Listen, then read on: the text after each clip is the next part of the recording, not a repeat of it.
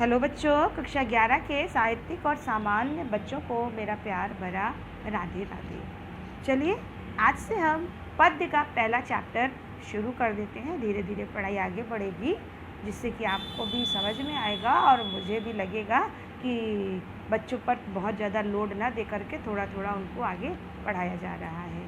तो कबीर, जैसा कि हमने आपको बताया था कि पहला चैप्टर पद्य का मैं आपको पढ़ाऊँगी, मुझको कि उसे समझना थोड़ा कठिन होता है और इसीलिए मैं पद्य से शुरू कर रही हूँ। कबीरदास जी का साखी चैप्टर 2, कबीरदास जी का जो चैप्टर है वो जिसमें साखी है, तो उस साखी के दोहे मैं आपको पढ़ाने जा रही हूँ। पहला है, बलिहारी गुरु आपणे दौहाड़ी कई बार, जिन मानिश तय देवता करत न लागी बार।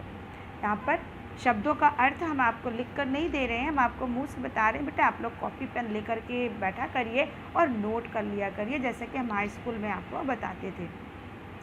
बलिहारी माने न्यौछावर करना, गुरु माने गुरु, आपणे माने अपने आप को, दौहाड़ी माने दौ माने दूं और हाड़ी माने हाड़ मांस से बना हुआ शरीर, कई बार माने कितनी बार, जिन माने जिन्होंने अर्थात गुरु के लिए है, मानिश माने मनुष्य, बार माने देव।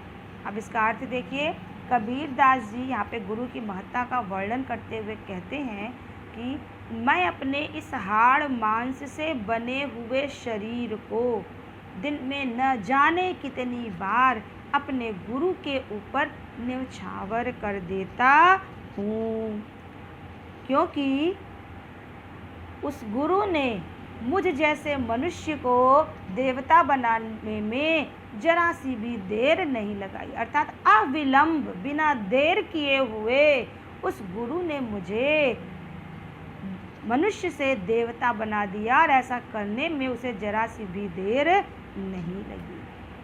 तो ये इसकी व्याख्या थी। काव्यगत सौंदर्य लिख लीजिए। भाषा सधुकड़ी है, रस शांत है, गुण प्रसाद है, छंद दोहा है, अलंकार यमक अलंकार है। बार बार 2 बार आया है, लेकिन इसका अर्थ जो है अलग अलग है, तो यमक अलंकार है। चलिए आगे। सतगुरु की महिमा अनंत, अनंत किया उपकार, लोचन अनंत उघाड़िया, अनंत दिखावण हार। सतगुरु माने सच्चे गुरु की, अनंत, अनंत माने अपार, उपकार माने भलाई, यहाँ पे अनंत का अर्थ है अनेकों, लोचन माने नेत्र, लोचन अनंत का मतलब है दिव्य दृष्टि, लोचन माने नेत्र, तो लोचन अनंत माने दिव्य दृष्टि, उघाड़िया माने खोल देना, और दिखावण हार का मतलब है ईश्वर के सत्ता के दर्शन करा देना। और इस दूसरे अनंत का अर्थ है प्रभु का विराट स्वरूप या ईश्वर की अनंत सत्ता। तो अब इसका अर्थ देखिए, सतगुरु की महिमा अनंत। कबीरदास जी कहते हैं कि सच्चे गुरु की महिमा का वर्णन करना या नहीं किया जा सकता है। सच्चे गुरु की महिमा जो है अपरंपार है। सतगुरु की महिमा अनंत, सच्चे गुरु की महिमा अपरंपार है। अनंत किया उपकार, क्योंकि उस गुरु ने मेरे ऊपर अनेकों उपकार किए हुए हैं।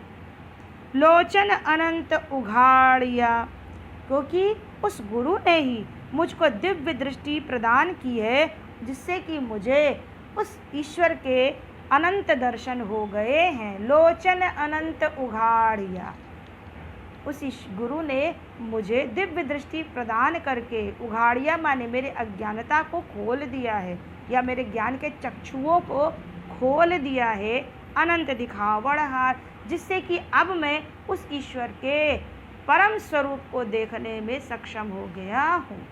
तो फिर से देखिए, सतगुरु की महिमा अनंत, सच्चे गुरु की महिमा अपरंपार है। अनंत किया उपकार, क्योंकि उस ईश्वर ने मेरे ऊपर अनेकों उपकार किए हुए, अनेकों भलाई की हुई है।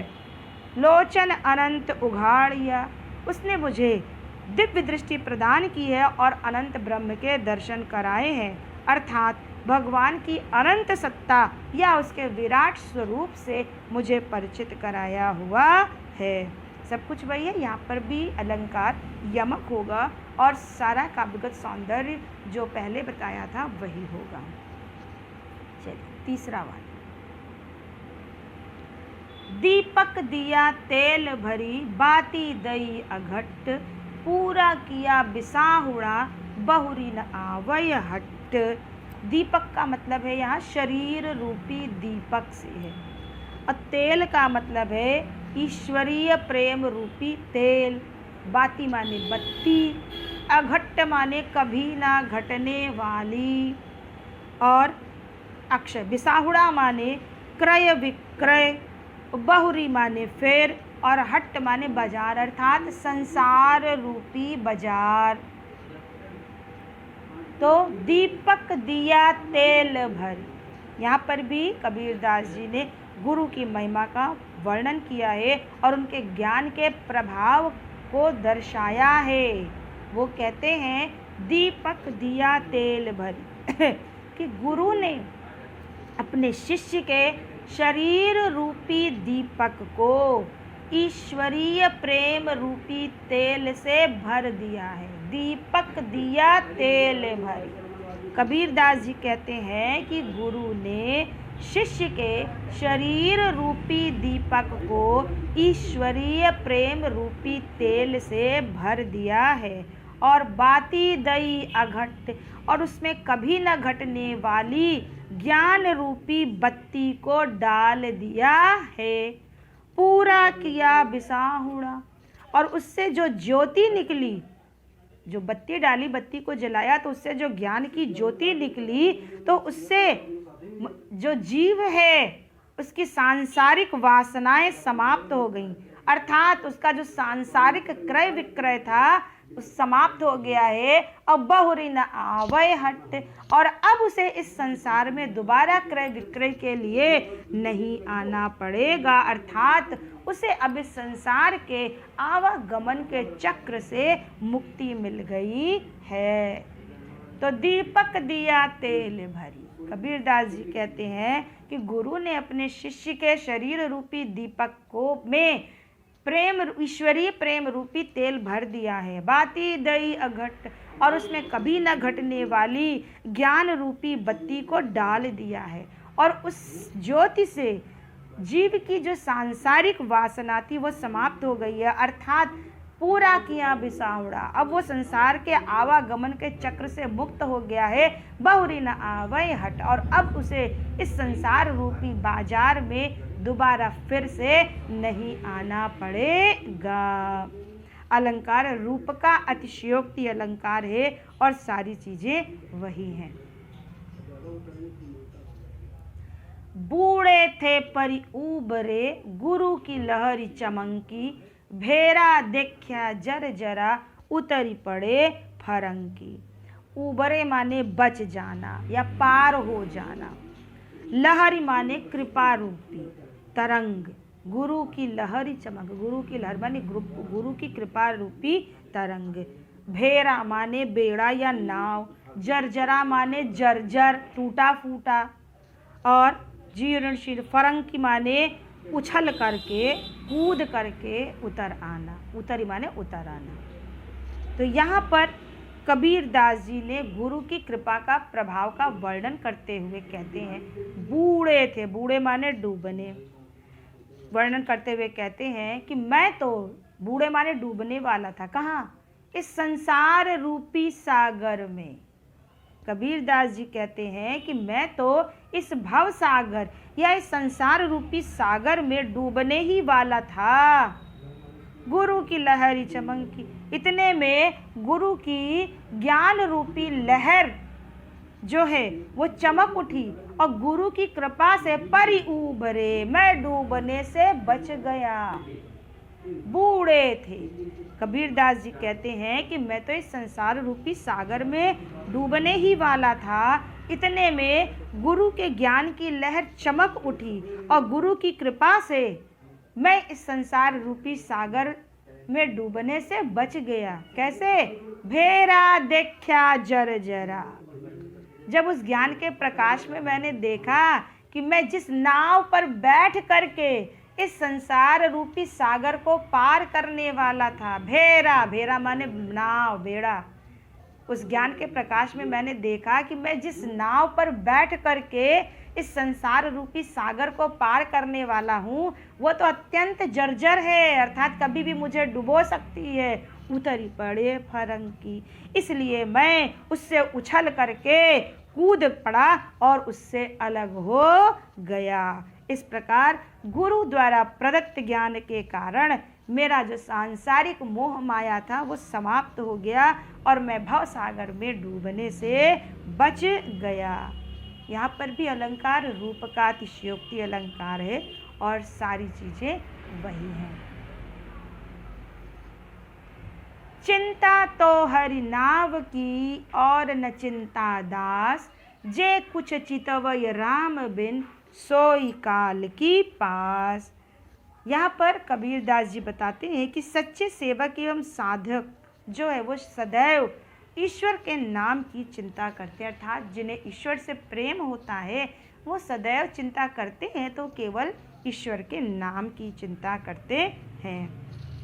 वो कहते हैं कि चिंता तो हरि नाव की। कबीरदास जी कहते हैं कि जो ईश्वर के सच्चे सेवक हैं वो केवल ईश्वर के नाम की चिंता करते हैं। हरि माने ईश्वर और नाव का मतलब नाम से है, नाव का मतलब नाव नहीं, नाम से है। तो चिंता माने चिंता और चितवय माने चिंतन करना और पास माने बंधन।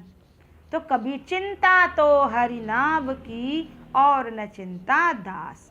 कबीरदास जी कहते हैं कि जो ईश्वर के सच्चे सेवक हैं वो केवल ईश्वर के नाम की चिंता करते हैं, वे किसी और चीज़ की चिंता नहीं करते हैं, क्योंकि वो अच्छी तरह से जानते हैं जे कुछ चितवय राम बिन, कि ईश्वर के स्मरण के अलावा यदि वो किसी और चीज़ की चिंता करते हैं तो सभी चिंताएं जो हैं वो मृत्यु के समान बंधनकारी होती हैं। तो चिंता तो हरि नाव की। कबीरदास जी कहते हैं कि ईश्वर के सच्चे भक्त जो साधक हैं वो केवल ईश्वर के नाम की चिंता करते हैं, वे किसी अन्य वस्तु की चिंता नहीं करते हैं। जे कुछ चितवय राम बिन सोई काल की पास। काल माने मृत्यु, क्योंकि वो अच्छी तरह से जानते हैं कि जो ईश्वर का स्मरण करते हैं या ईश्वर के स्मरण के अतिरिक्त किसी और चीज़ की चिंता करते हैं, ये सभी चिंताएं मृत्यु के समान बंधनकारी होती हैं। यहाँ पर भी अलंकार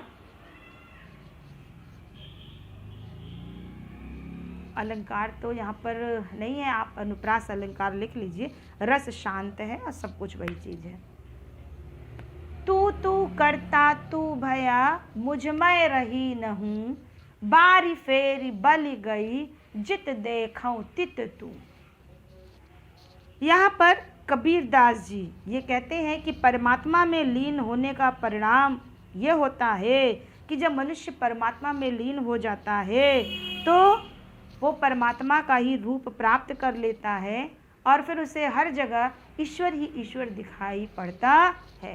अर्थात जब जीवात्मा का मिलन परमात्मा से हो जाता है तो फिर उसकी अपनी सत्ता समाप्त हो जाती है, वो स्वयं के अंदर ईश्वरत्व को महसूस करने लगता है। इसीलिए कबीरदास जी कहते हैं तू तू करता तू भया मुझ मैं रही न हूँ। हूँ माने अहंकार, अहम भाव, और बारी फेरी का मतलब जन्म मरण का चक्र। जित माने जिधर, तित माने उधर, तू माने ईश्वर। तो तू तू करता तू भया। कबीरदास जी कहते हैं हे प्रभु तू तू करते, तू तू का मतलब तेरा नाम लेते लेते मैं तेरे ही रूप वाला हो गया हूँ। तू तू करता तू भया, तेरे जैसा हो गया। कबीरदास जी कहते हैं हे ईश्वर मैं आपका नाम लेते लेते आप जैसे रूप वाला हो गया, वो अर्थात प्रभु का नाम रटते रटते अब मैं प्रभु जैसा हो गया हूँ। मुझ में रही न हूँ माने अहंकार, और परमात्मा में लीन हो जाने के कारण मेरा सारा अहंकार समाप्त हो गया है। हे ईश्वर तेरा नाम लेते लेते मैं तेरे ही रूप वाला हो गया हूँ, अर्थात प्रभु का नाम रटते रटते अब मैं प्रभु जैसा हो गया हूँ। और परमात्मा में लीन हो जाने के कारण मेरे अंदर का जो सारा अहंकार था वो समाप्त हो गया है। और बारी फेरी बल गई जित देखूं तुत तू। परिणाम स्वरूप अब मैं जन्म मरण के चक्र से मुक्त हो गया हूँ, अर्थात मेरा जो जन्म मरण का चक्र है समाप्त हो गया है, अर्थात मुझे मोक्ष की प्राप्ति हो गई है। बारी फेरी बल गई, परिणाम स्वरूप मेरे लिए जन्म मरण का चक्र जो है समाप्त हो गया हूँ। जित देखूं तित तू, और अब मैं जिधर जिधर देखता हूँ उधर उधर केवल मुझे आप ही आप नजर आते हैं, अर्थात प्रभु का स्मरण करते करते भक्त ने परमात्मा का रूप प्राप्त कर लिया है। यहाँ पर पुनरुक्ति प्रकाश और रूप का अतिशयोक्ति अलंकार है और सारी चीजें वही है। चलिए उसी के आगे, कबीर सूता क्या करे काहे न देखे जागी, जाके संग ते बिछुड़िया ताही के संग लागी। यहाँ पर कबीरदास जी ने ईश्वर के भक्तों को सांसारिक मोह त्यागने की चेतावनी दी है। सांसारिक मोह के कारण भक्त सदैव ईश्वर से दूर हो जाता है, तो उसे ही त्यागने की चेतावनी देते हुए कबीरदास जी कहते हैं, कबीर सूता, सूता माने सोया हुआ, यहाँ सोने का मतलब बिस्तर पे सोना नहीं, अज्ञानता में सोना, और बिछुड़िया माने बिछड़ जाना, अलग हो जाना। कबीर सूता क्या करे, कबीरदास जी कहते हैं कि हे जीव, तू अज्ञानता में या मोह निद्रा में पड़ा हुआ क्या कर रहा है। कबीर सूता क्या करे, यहाँ सोने का मतलब मोह निद्रा से है या ज्ञानता से है। तो कबीरदास जी कहते हैं, हे जीव, तू मोह निद्रा में पड़ा हुआ क्या कर रहा है, तू जाग कर वास्तविक तथ्य को क्यों नहीं देखता, काहे न देखे जागी, तू जाग कर वास्तविकता को देखने का प्रयास क्यों नहीं करता है। अर्थात कहने का तात्पर्य ये है कि तू ज्ञान का प्रकाश प्राप्त करके अपने दुखों का भगवान से निवेदन क्यों नहीं करता है। जाके संगत बिछुड़िया, अज्ञानता के कारण तू जिस ईश्वर से बिछुड़ गया था ताही के संग लागी, ज्ञान प्राप्त करके पुनः उसी ईश्वर से जाकर के मिल जाओ, अर्थात जीवात्मा का परमात्मा से संयोग करा दो या मिलन करा दो। तो कबीर सूता क्या करे, कबीरदास जी कहते हैं, हे जीव, तू मोह निद्रा में पड़ा हुआ क्या कर रहा है, तू क्यों सो रहा है अज्ञानता में, काहे न देखे जागी, तू जाग कर वास्तविक तथ्य को क्यों नहीं देखता, अर्थात तू ज्ञान का प्रकाश प्राप्त करके अपने दुखों का भगवान से निवेदन क्यों नहीं करता है।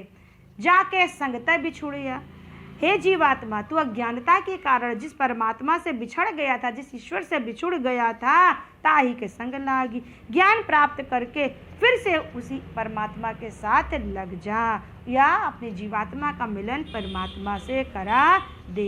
यहाँ पर अन्योक्ति अलंकार है और सारी चीज़ें वही हैं। तो आज के लिए बेटा इतना ही। आपको समझ में आया कि नहीं, मुझे बताने की कोशिश करिएगा। मैंने अपनी तरफ से समझाने की कोशिश की है, फिर भी अगर कहीं कोई कमी रह गई हो तो आप मुझे बताइएगा। मैं आपको ये बता दूं बेटा कि मेरा जो है टेलीग्राम चैनल भी चल रहा है, जिसका लिंक डिस्क्रिप्शन बॉक्स में लिखा रहेगा। आप उस चैनल को भी ज्वाइन कर लीजिए सारे बच्चे, क्योंकि मेरे सारे लेक्चर्स वहीं पर पड़े हुए हैं रहेंगे। आप जब भी चाहेंगे वहाँ से आप मेरे लेक्चर्स को देख सकते हैं। तो सारे बच्चे टेलीग्राम चैनल भी ज्वाइन कर लीजिए, और यूट्यूब पर तो मेरे वीडियोस चल रहे हैं, आप वहाँ से उस लेक्चर को देख सकते हैं। तो अगर आपको मेरा लेक्चर पसंद आया हो तो सबसे पहले लाइक करिए, चैनल को सब्सक्राइब करिए और शेयर करिए। ऐसे बच्चे जो पढ़ना चाहते हैं, किसी कारण से नहीं पढ़ पा रहे हैं, आपके टच में हैं, तो उनको भी आप लिंक बता दीजिए, जिससे कि वो मेरे चैनल को सब्सक्राइब कर लें। बस आपसे एक ही निवेदन है कि आप ढेर सारा शेयर और लाइक करिए, जिससे कि मेरा ये वीडियो जो है हमेशा यूट्यूब पर चलता रहे और आप जब भी चाहें आप उसे देख सकें। तो आज के लिए इतना ही। आप सभी को मेरा प्यार भरा राधे राधे, धन्यवाद।